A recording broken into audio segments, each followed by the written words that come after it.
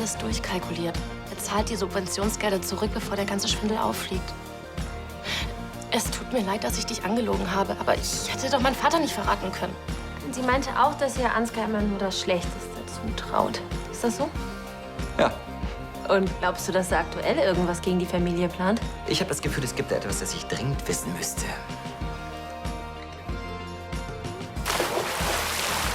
Du bist ja auch ein bisschen nass geworden. Also, wenn du willst, kannst du natürlich auch duschen. Also,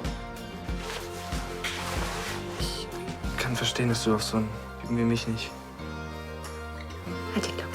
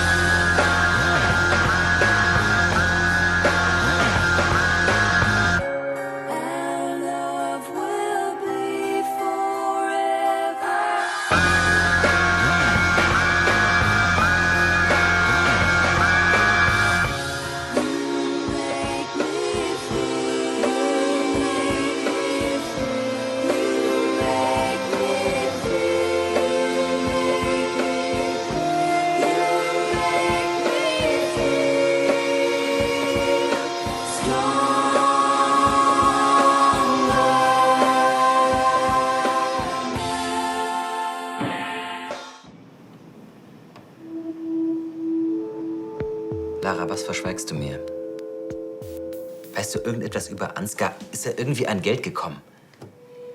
Möglicherweise. Was heißt möglicherweise? Wenn Ansgar Geld hat, dann wird er es auch einsetzen. Und zwar gegen Elisabeth. Er wird versuchen, sie von ihrem Posten zu verdrängen. Ist dir klar, was das bedeutet? Ja. Dann sag mir, was du weißt. Wirst du bedroht oder erpresst? Oder willst du irgendjemanden schützen? Letztendlich ging das doch alles schneller, als ich gedacht habe. Immer wieder schön, mit Ihnen Geschäfte zu machen. Aber nicht alles auf einmal ausgeben. Ich finde allein hinaus. Alles klar.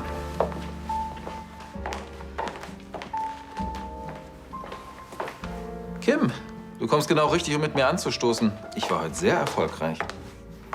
Genau, das macht mir Sorgen. Lara weiß von dem gefälschten Baugutachten und eurem Subventionsbetrug. Ach, was soll's. Hat sie irgendwas gegen mich in der Hand? Nein, aber ich musste ihr sagen, dass du in Pers Geschäfte verwickelt bist. Soll das ein Witz sein? Sie hat gesehen, welches Grundstück ihr für das Bauprojekt nutzt. Sie wollte zu Elisabeth gehen und nachfragen. Das kann doch alles nicht wahr sein. Mach dir keine Sorgen. Lara hält dicht. Ich vertraue ihr. Kim hat mir versichert, dass Ansgar das Geld nicht gegen die Familie einsetzen wird. Kim würde alles tun, um ihren Vater zu schützen, weil sie Angst hat, dass er wieder in den Knast wandern könnte. Wie ist Ansgar überhaupt an das Geld gekommen? Subventionsbetrug. Er hat eine Scheinfirma gegründet und behauptet, ein Bauvorhaben auf Lahnsteinland.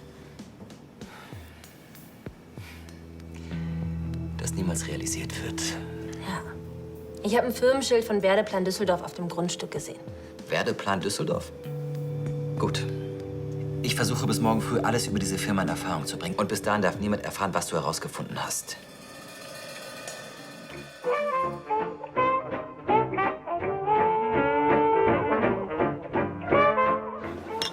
Sag mir, dass wir das Richtige tun. Bekommst du jetzt kalte Füße? Naja, ein Risiko ist es schon. Und ich meine, ich bürge mit dem Schneiders. Da steckt mein ganzes Vermögen drin. Wenn irgendwas schief läuft. Charlie, das wird nicht schief laufen. Das Geld ist gut investiert.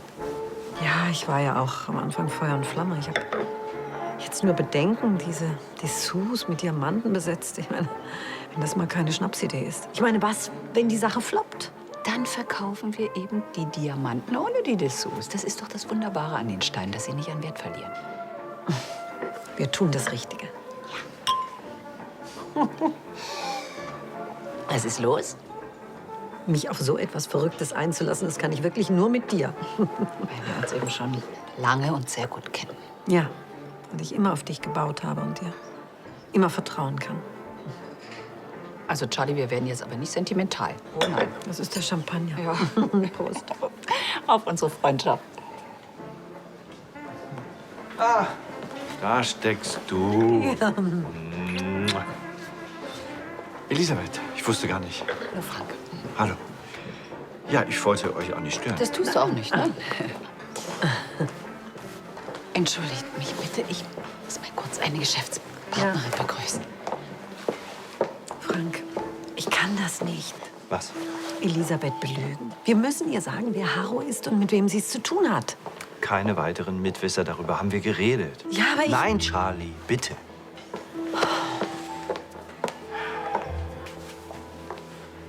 Ist alles in Ordnung? Ja, natürlich. Alles in Ordnung. Ja, das ist spät. Ich werde jetzt auch mal aufbrechen. Ja, aber du gehst jetzt nicht wegen mir. Nein, das hat nichts mit dir zu tun. Ja, warum auch? Eben. Morgen ist ein langer Tag. Wisst ihr was? Ich warte draußen. Ja, ich komme gleich. Ja. Ja. Ist wirklich alles in Ordnung, Charlie? Ja, natürlich. Oh.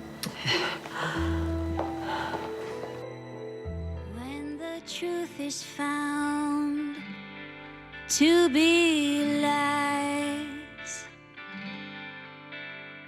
and all the joy within you dies, don't you want somebody to love?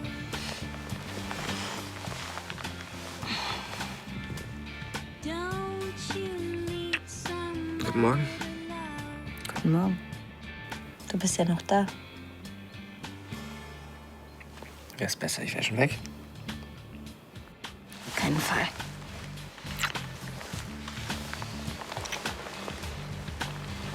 When the garden flowers, baby, are Wie lange bist du schon wach? Eine halbe Stunde oder so. Dein Handy hat mich geweckt.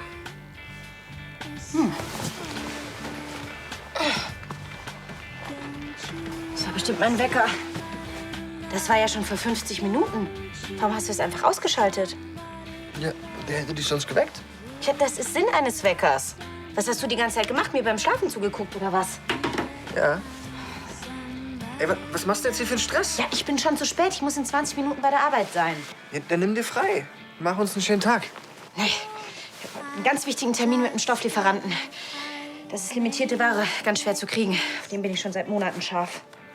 Auf den Lieferanten. Das ist ein wichtiger Termin, auf den muss ich mich gut vorbereiten. Der reist extra aus Finnland an und wenn er uns nicht in seine Kundenkartei aufnimmt, dann platzt meine nächste Kollektion. Ey, der wartet doch bestimmt auf dich. Du bist die stellvertretende Chefin. Du kannst kommen und gehen, wann du willst. Das verstehst du also unter Chef sein? Und etwa? Falsch. Das bedeutet, dass ich Verantwortung übernehmen muss und dass ich mehr arbeite als alle unsere Mitarbeiter. Und Termine und Absprachen einhalte. Und wir beide, wir haben heute auch noch ein Shooting zu besprechen. Also sei mal besser angezogen, wenn ich wieder aus dem Bad komme. Was bringt's denn dann, Chef zu sein?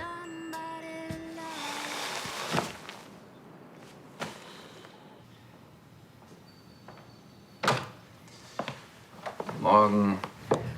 Guten Morgen. Ich glaube, ich werde mich nie dran gewöhnen, dich so früh auf den Beinen zu sehen. Der frühe Vogel fängt den Wurm. Großer Gott, ich wusste ja gar nicht, dass du zu den Menschen gehörst, die jeden Tag nach Kalendersprüchen ausrichten. Es gibt so einiges, was du nicht weißt. Ja, vermutlich. Jedenfalls warst du mir sympathischer, als du deinen Tag noch mit einem trockenen Martini zum Mittag begonnen hast. Guten Morgen, Justus hat mir... Oh, guten Morgen. Morgen. Ist noch irgendwas? Lara und ich haben einiges zu besprechen. Ist das so? Ja, genau. Elisabeth hat mich gebeten, einige ihrer Termine mit dir zu koordinieren.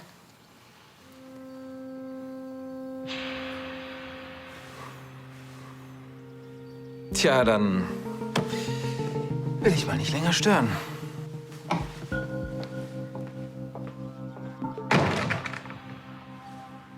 Bist du sicher, dass die Firma Werdeplan Düsseldorf heißt? Ja, wieso? Weil ich bis jetzt nichts Brauchbares finden konnte, aber Der Name kommt mir trotzdem irgendwie bekannt vor. Das ist alles, was es dazu im Netz gibt. Das ist nicht viel. Die Firma scheint noch recht jung zu sein und sich auf den Bau von Niedrigenergiehäusern spezialisiert zu haben. Vielleicht ist es eine Briefkastenfirma. Womöglich wurde die extra gegründet, um Subventionen zu kassieren. Wie auch immer, was wir brauchen, ist ein Beweis. Das Bauschild. Werdeplan Düsseldorf stand doch auf dem Firmenschild auf eurem Grundstück. Ich meine, wenn das kein Beweis ist, was denn dann? Kannst du mir das Schild zeigen? Ja, klar. Hier bist du. Diese Lara ist also deine Freundin und du vertraust ihr? Was ist los? Sie erklärt gerade Tristan alles, die Firma, das Grundstück. Was? Ja, und jetzt? Sorg dafür, dass die beiden das Schloss nicht verlassen. Lass dir irgendwas einfallen, okay? Ja, toll. Und du? Ich gehe jetzt Spuren verwischen. Also mach.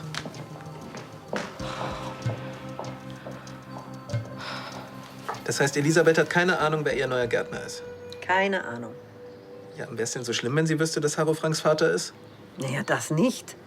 Aber dass Harro mit seinem angeblichen Tod und seiner vermeintlichen Amnesie Versicherungsbetrug begangen hat und die ganze Familie ihn deckt, das schon. Verstehe. Ich denke, es geht Frank darum, Elisabeth nicht in diesen Konflikt zu bringen. Und je weniger Leute davon wissen, umso besser. Das Schlimme ist nur, dass ich Elisabeth belügen muss. Und du weißt, wie schlecht ich im Lügen bin. Ja gut, aber muss Harro überhaupt ein Thema zwischen euch sein? Der soll sich einfach einen anderen Job suchen.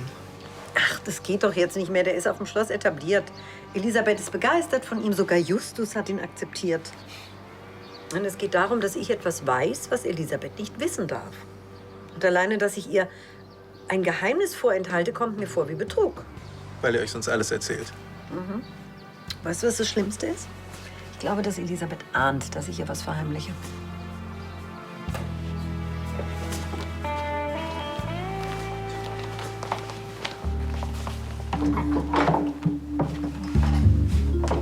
Gut, dass du gleich gekommen bist, Frank.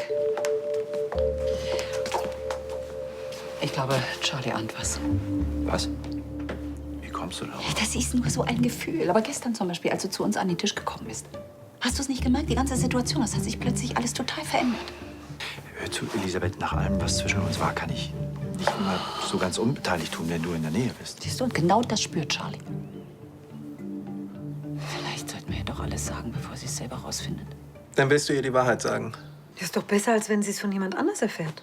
Ja klar, aber damit bringst du sie auch in den Konflikt. Entweder sie deckt Harro oder sie lässt ihn auffliegen. Ja, ich weiß. Und du bringst bestimmt auch Frank gegen dich auf. Ja, und Tim und Harro und ach, die ganze Bande. Glaub mir, wenn Charlie wirklich was wüsste, dann wäre ich mittlerweile geschieden und obdachlos. Aber warum hat sie dann gestern so reagiert? Ich weiß es nicht. Aber ich bin mir ganz sicher, dass es nichts mit dir und mir zu tun hat. Elisabeth, wir beiden hatten wunderbare Momente, die ich nicht vergessen werde. Aber wir wissen beide, dass sich das nicht wiederholen wird. Und willst du deswegen jetzt alles riskieren? Meine Ehe, eure Freundschaft? Nein, natürlich nicht. Du hast recht. Es ist besser, wenn Charlie nie davon erfährt. Okay, es ist deine Entscheidung. Ich will sie einfach nicht länger hintergehen.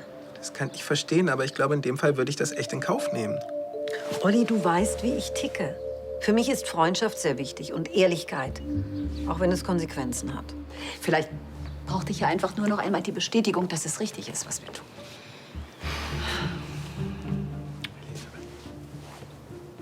Niemandem wäre geholfen, wenn Charlie wirklich erfährt, was zwischen uns war. Ja. Aber dann sollten wir auch solche Treffen wie gestern tunlichst vermeiden. Denn es ist für mich wirklich nicht leicht, wenn ich durch dich immer daran erinnert werde, was ich Charlie verheimliche. Ich weiß.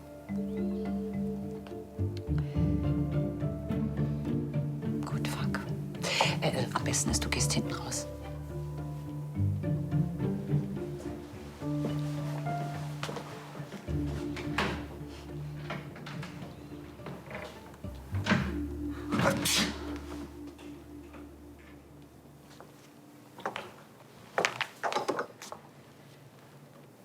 Seit wann hocken Sie da?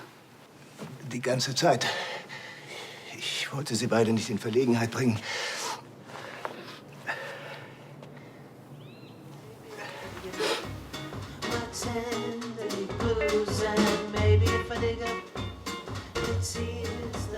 Die sind echt ganz gut geworden.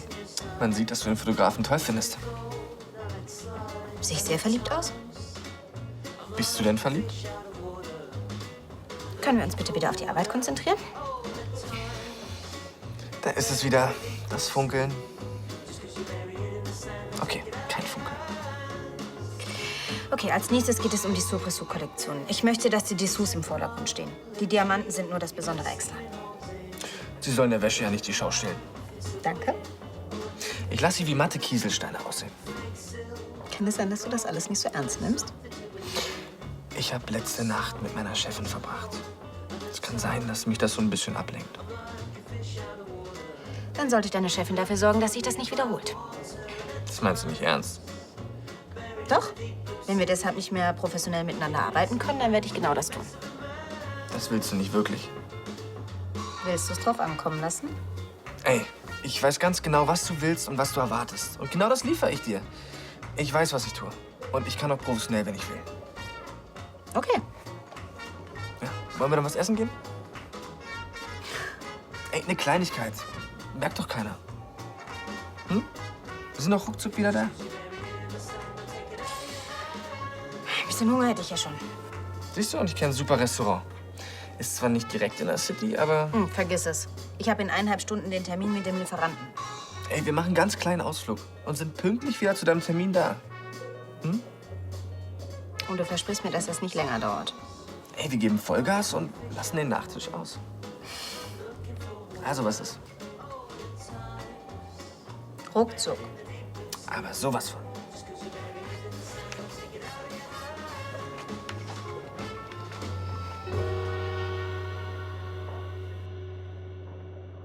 Sie hätten sich viel eher bemerkbar machen müssen. Oh Gott, ist das eine unangenehme Situation. Warum denn?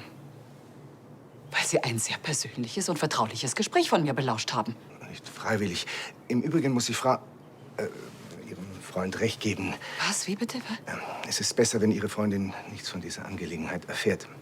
Ich bin an Ihrer Meinung zu diesem Thema überhaupt nicht interessiert. Na klar. Ich will ja nur sagen, ich kenne mich da ein bisschen aus. Auch das interessiert mich überhaupt nicht. Ich meine, Sie beide haben ja offenbar nicht vor, dass aus dieser kleinen Affäre etwas Ernstes wird. Hören Sie mal zu. Es gab keine Affäre. Techtelmechtel, wie auch immer. Ich habe jedenfalls immer nach dem Motto gelebt, was keine Konsequenzen hat, ist auch nicht passiert. Ja, das ist schön für Sie. Ja, Sehr schön. Und genauso handhaben wir das ja auch. Wir? Was bitte schön handhaben wir hier? Wir tun einfach so, als hätte ich nichts gehört und Sie mich nicht entdeckt. Es ist nie geschehen. Sie meinen, es hat keine Konsequenz? Als ob ich nie da gewesen wäre. Und darauf kann ich mich verlassen? Ihr kleines Geheimnis bleibt ein Geheimnis. Ich kümmere mich dann mal wieder um die Pflanzen.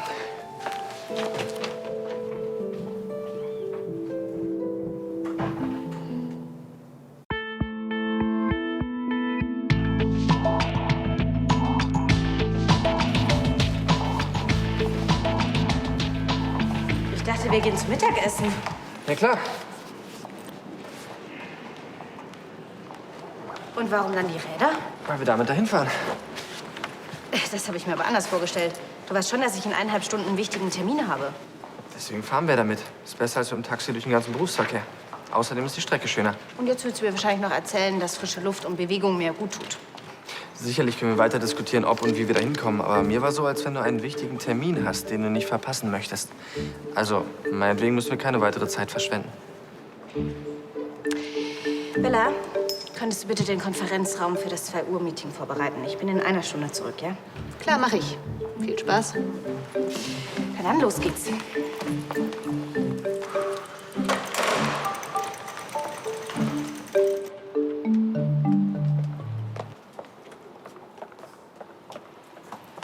Lara, hast du kurz Zeit? Ich muss mit dir reden. Können wir später reden? Wir sind auf dem Sprung. Ich komme mit. Wir haben es eilig, Kim. Es ist wichtig. Ja, bei uns auch. Wie man das. Au! Ah! Kim! Oh.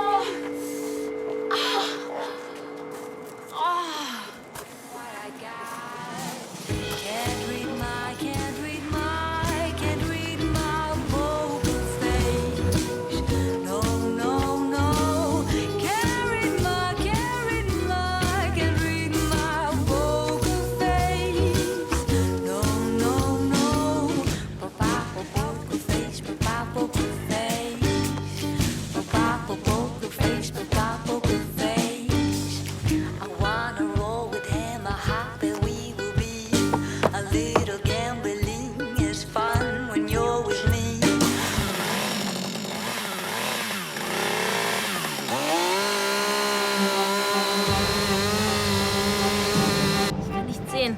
Weil da nichts zu sehen ist. Es tut weh. Das sind ja die Bänder. Kannst du aufstehen? Versuch's. Ah! Nein, kann ich nicht. Ruf mal schnell einen Arzt. Justus! Justus!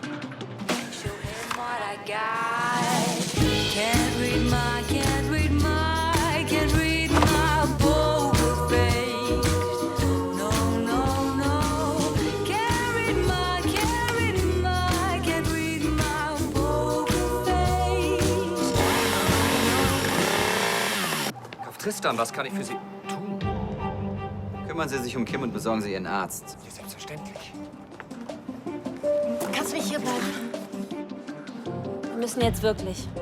Ich dachte, du wärst eine Freundin. Ja, das dachte ich auch.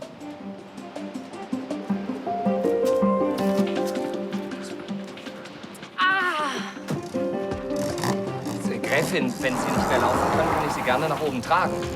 Nein, danke. Passt schon.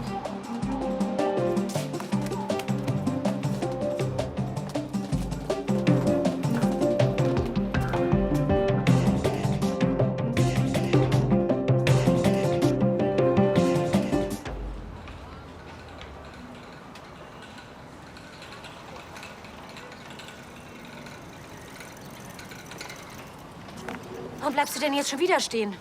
Ich muss mich orientieren. Du hast dich aber nicht verfahren. Ich weiß, du hast einen mega wichtigen Business-Termin, den du nicht verpassen willst. Darfst. Ich darf ihn nicht verpassen. Wir fahren jetzt zurück. Du bist in 10 Minuten da. Entspann dich. Als wir losgefahren sind, hast du gesagt, es geht ruckzuck. Und jetzt dauert es doch noch 10 Minuten. Wir drehen jetzt um. Wir schaffen das im Leben nicht. Was, wieso das denn jetzt? Weil ich ein eingepflanztes Zeitgehen habe. Wenn ich zum Beispiel mir abends im Bett sage, ich will morgens um 5 aufwachen, dann wache ich auch morgens um 5 auf. Bling! Wir werden schon um 5 aufwachen. Darum geht's doch überhaupt nicht. Es geht darum, dass ich ein Zeitgefühl habe. Und das sagt mir, dass wir das im Leben nicht schaffen. Ey, wir sitzen gleich in diesem Landgasthof und essen die besten Knödel der Welt. Da kann eure Oma in der Küche einpacken. Du meinst Frau Linse und das werde ich ihr weiter sagen. Nicht, wenn du die besten Knödel gegessen hast. Du hast es doch eilig. Also, warum chillst du hier so? Weißt du wirklich, wo es lang geht? Ich kenn die Abkürzung. Komm.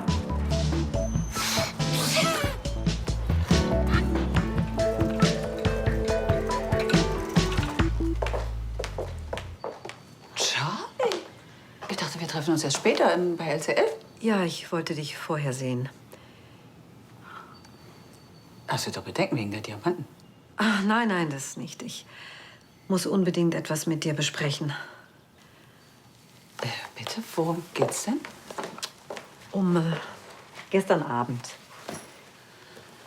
Wir haben über unsere Freundschaft gesprochen, du erinnerst dich, dass wir immer aufeinander bauen können und uns vertrauen.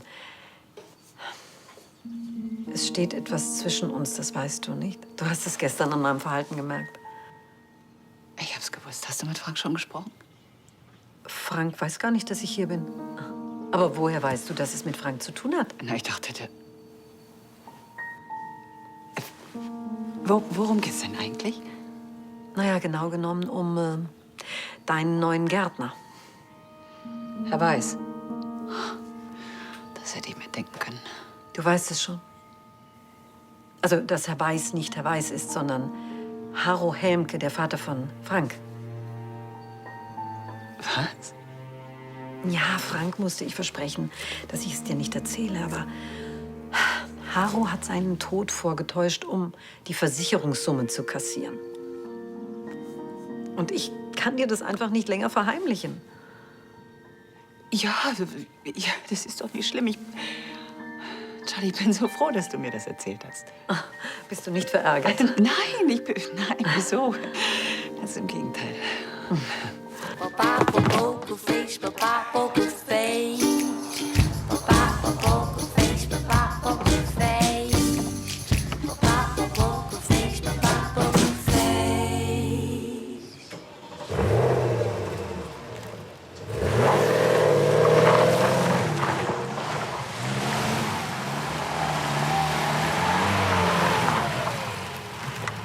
Bist du sicher, dass es hier war?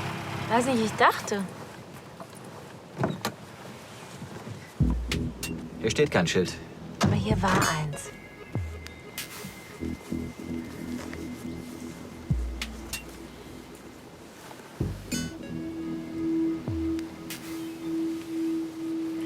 Warst du mal Pfadfinder? Man muss kein Pfadfinder sein, um herauszufinden, dass uns hier jemand zuvorgekommen ist. Meinst du, Ansgar hat in der Bibliothek irgendwas mitgekriegt? Auf jeden Fall weiß er, dass du irgendwas herausgefunden hast, und zwar von Kim. Als wir uns heute getroffen haben, hat ihn wahrscheinlich nervös gemacht und veranlasst, ein paar Spuren zu verwischen. Meinst du, Kim hat absichtlich versucht, uns aufzuhalten, damit Ansgar das Schild entfernen konnte? Dieser verstauchte Knöchel war etwas zu gut getimt. Das hätte ich nicht gedacht. Was? Dass Kim ihren Vater schützen will? Ja, ich habe ihr gestern wirklich geglaubt. Ich hoffe, du lernst was draus. Und jetzt?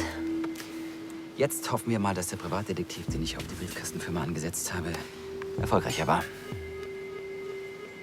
Ja, Tristan von Lahnstein hier.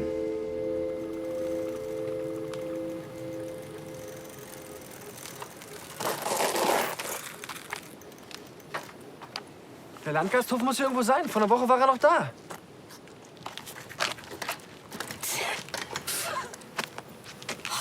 Verdammte Scheiße! Mann, ich hab doch gleich einen wichtigen Termin. Wir stehen hier irgendwo im Nirgendwo und Handyempfang gibt's hier auch nicht.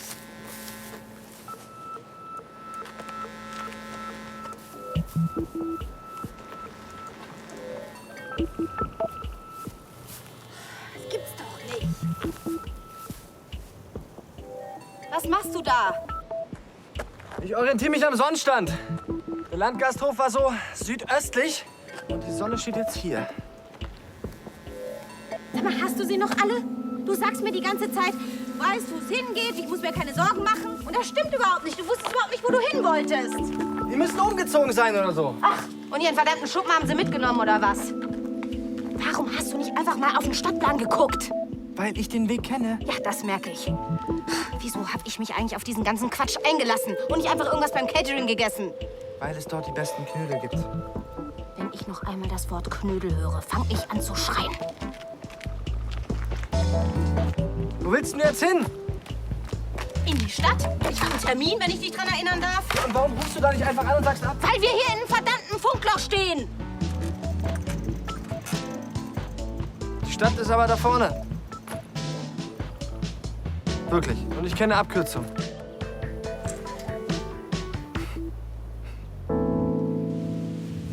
Wir haben sie nicht rausgefunden?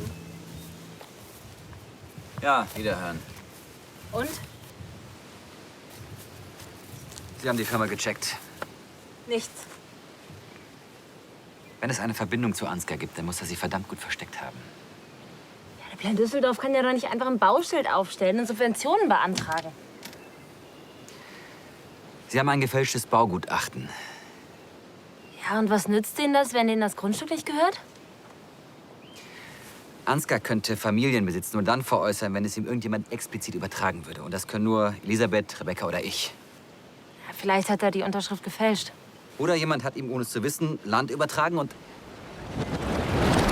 Du hast das mit dem Koks, oder? Du hast mir eine Falle gestellt, hab ich recht? Du miese Drecks.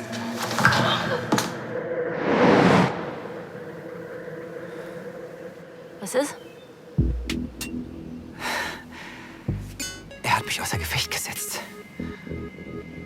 Er hat dafür gesorgt, dass Gina mir das Koks unterjubelt. Wie jetzt? Und dann hat der Rebecca den Vertrag untergeschoben. Ansgar will, dass ich irgendwelche wichtigen Bankunterlagen unterschreibe. Ja, ich bin doch da jetzt. Also, was soll ich machen? Zu spät, ist ja schon unterschrieben. Heißt das, Ansgar gehört dieses Land? Ja. Und das heißt, dass dieser Drecksack auf irgendeinem Konto eine Menge Geld versteckt hat.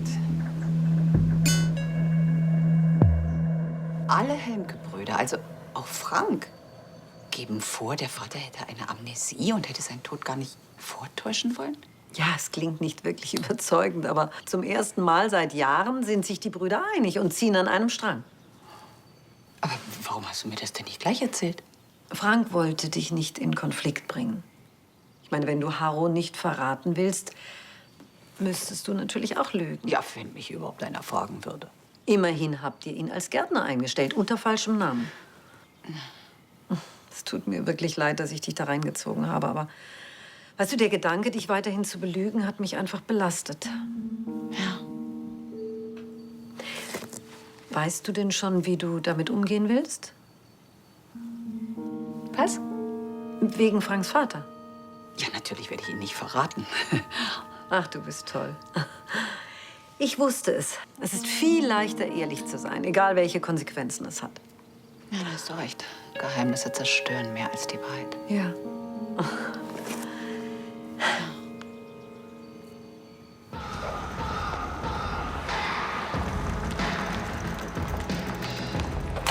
Ich dachte wirklich, das wäre eine Abkürzung. Wie kann es sein, dass wir für den Hinweg über eine Stunde brauchen und für den Rückweg gerade mal 15 Minuten?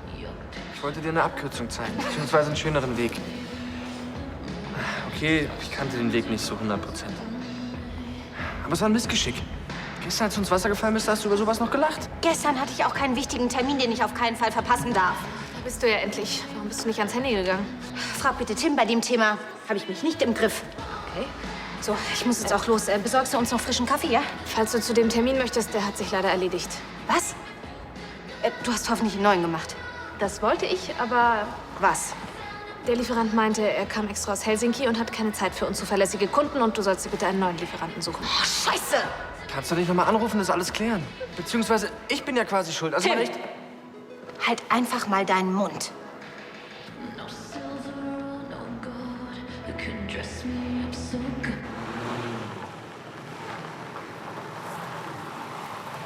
musst doch einen Weg geben, ihn aufzuhalten.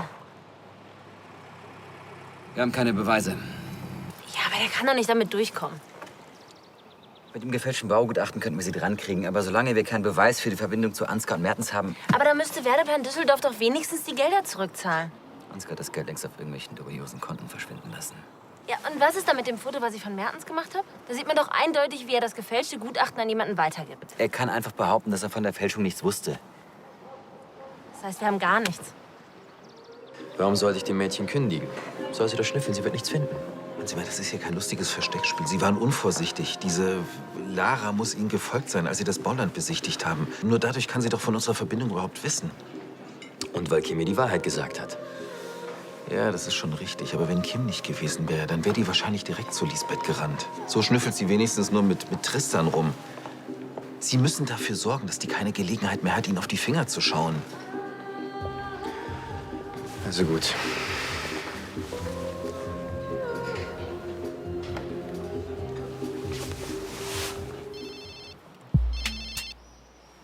Mertens.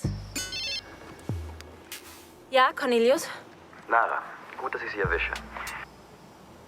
Vielleicht weißt du noch nicht, was wir herausgefunden haben. Er darf keinen Verdacht schöpfen. Entschuldigen Sie, Herr Mertens. Wir sind in einer Familienangelegenheit aufgehalten worden. Ja, ich bin auf dem Weg ins Büro. Die angefallenen Aufgaben werde ich dann natürlich sofort erledigen. Sie brauchen nicht mehr ins Büro zu kommen. Sie arbeiten nicht mehr für mich. Sie werden heute noch eine Kündigung aus persönlichen Gründen einreichen. Und sollten Sie das nicht tun, werde ich dafür sorgen, dass Sie nie wieder auch irgendwo eine Referendariatstelle bekommen. Einen schönen Tag noch. So, sind wir jetzt zufrieden? Hoffen wir mal, dass Ihr Plan nicht noch weitere Sicherheitslücken enthält. Mertens hat mich gefeuert. Wenigstens wissen wir jetzt, dass er Bescheid weiß. Ja, ich habe ihn nervös gemacht. Aber das nützt uns leider gar nichts. Wir sind super nah dran, aber wir haben gar nichts in der Hand. Eine Schwachstelle gibt es in Ansgars Plan. Und welche? Die einzigen, die jetzt noch verhindern können, dass ihr Plan funktioniert, sind Ansgar und Mertens selbst. Und ich weiß auch, wie wir sie dazu kriegen.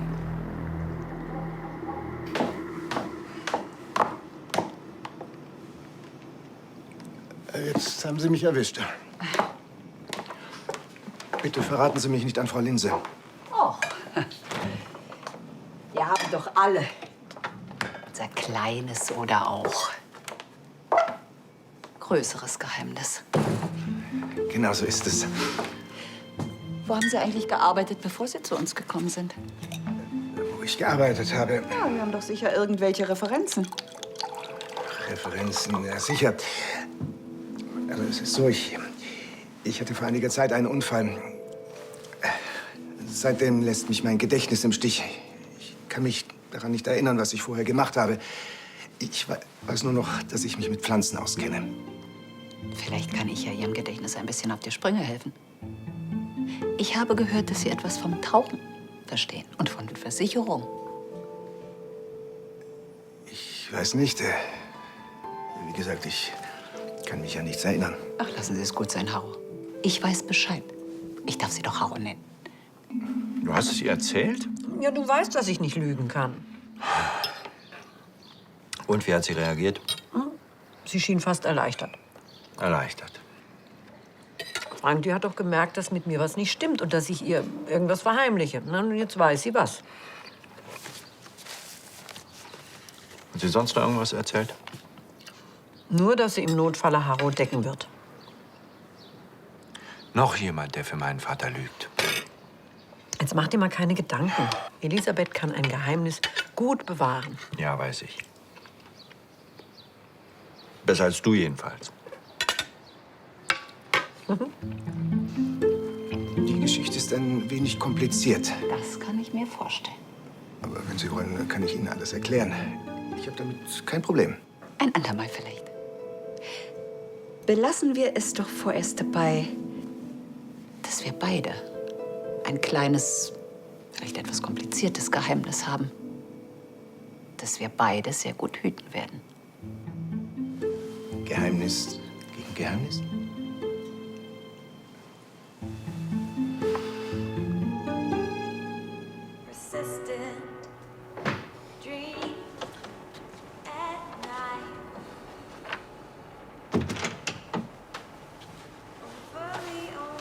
Es tut mir leid mit dem Lieferanten. Ich weiß, wie wichtig dir das war. Ich habe aber echt gedacht, wir schaffen das noch. Ehrlich.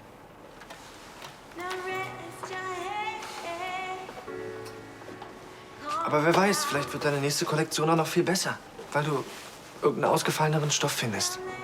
Und dann war es am Ende doch noch für was gut. Und wenn man das mal in einer Relation sieht, dann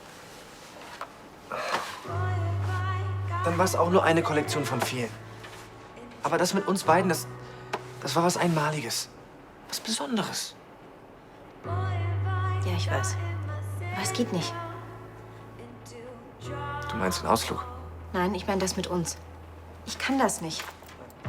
Morgens ausschlafen, nachmittags 2 Stunden Pause machen, einen Termin verschieben. So funktioniert mein Leben nicht. Aber es war doch cool heute. Okay, außer dass wir uns gestritten haben und wir den Termin verpasst haben. Ja, für dich ist das nur ein Termin.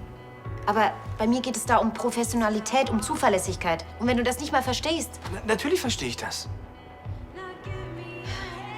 Ich will nicht, dass du dich verbiegen musst, aber ich weiß, dass ich das irgendwann einfordern würde. Weil mich dein Chaos komplett irre macht. Und du kannst nicht mit Ordnung und Regeln und wie soll das funktionieren? Dann war es das jetzt mit uns? Ich weiß es nicht.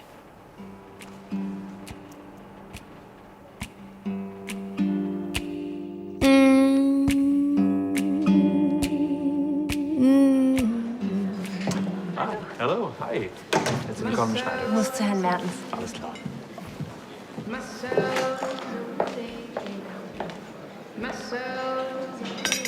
Lara, wie haben Sie mich denn gefunden? Sie essen jeden Mittag hier, wenn Sie Geschäftliches zu besprechen haben. Touché. Nun haben wir beide nichts mehr zu besprechen. Aber ich wünsche Ihnen natürlich für den weiteren Werdegang alles Gute. Sie müssen sich Ihrer Sache ja sehr sicher sein. Sie kennen mich, das bin ich immer.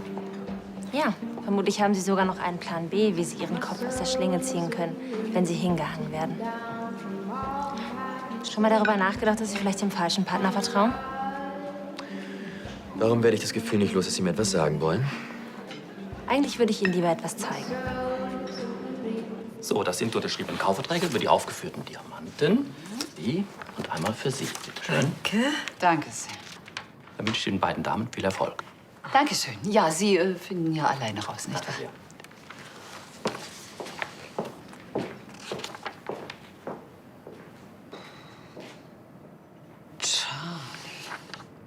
Also das ist jetzt aber ein Grund anzustoßen, oder? Oh ja. Du, ich habe richtig weiche Knie. Ja, das ist ja kein Wunder. Ich meine, diese Summe lässt mich auch nicht gerade kalt. Darauf also ein kaltes Schlückchen. Ja. Hör mal, wir sind richtige Abenteurerinnen. Jetzt dürfen wir uns nur nicht mehr zerstreiten. Nein, warum auch? Darauf, dass nie etwas zwischen uns kommt.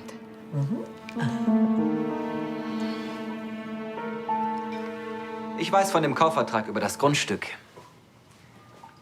Der Kaufvertrag, den du dir durch Rebecca erschlichen hast. Was uns zu dem gefälschten Baugutachten und dem Subventionsbetrug führt, den du gemeinsam mit Per Mertens eingefädelt hast. Im Moment müsste sich eine stattliche Summe auf einem deiner dubiosen Konten befinden, mit der du wahrscheinlich Lisbeth vom Thron schubsen willst. Hast du wieder gekokst? Zu dem Thema komme ich später noch. Also, ich denke, du weißt, dass ich recht habe.